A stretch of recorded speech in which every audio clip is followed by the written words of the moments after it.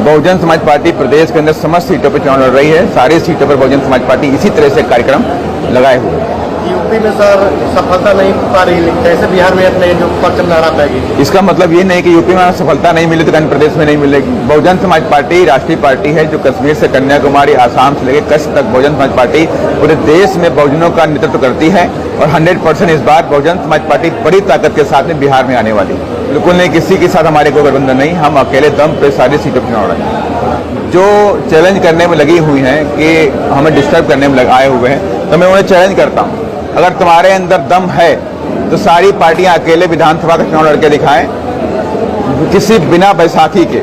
अगर तुम में दम है कि तुम बिना बैसाखी के चुनाव जीत सकते हो तो बहुजन समाज पार्टी टक्कर लेके दिखा दो। बहुजन समाज पार्टी आपको दिन के तारे दिखा देगी। तो कोई पार्टी लड़ेगी नहीं सर? मैंने कहा ना कि सारी पार्टियां हैं यहाँ पर, क्या कि सारी पार्टियां अपने दम पे हिम्मत नहीं है आने के चुनाव में? बहुजन समाज पार्टी दम से टंगे चोट पे बोलती है कि सारी सीटों पर अकेले दम पे चुनाव लड़ेंगे और बाकी पार्टियां अपने दम से बोले कि मैं प्रदेश के अंदर पूरे सारी सीटों पर अकेले दम पर चुनाव लड़ूंगा।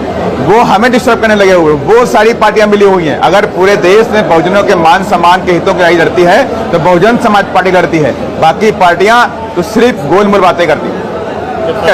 संविधान को जो पार्टियां बदलना चाहती थी, आज वो पार्टियां बहुजन समाज पार्टी से घबराई हुई हैं और उन पार्टियों को बहुजन समाज पार्टी टक्कर भी दे रही है। बिहार के अंदर भी वो जो सामाजिक जो संविधान विरोधी पार्टियां हावी हो रही थी या जो बहुजनों को बांट करके राजपाट कर रही हैं, तो उन सब पार्टियों को बीएसपी टक्कर देने जा रही है। नवीनगर से कैंडिडेट फाइनल हो चुके हैं? बिल्कुल, कोई कैंडिडेट फाइनल नहीं हुआ है। बहुत जल्दी हम पहले समीक्षा करेंगे, उसके बाद प्रत्याशी के चयन में काम करेंगे।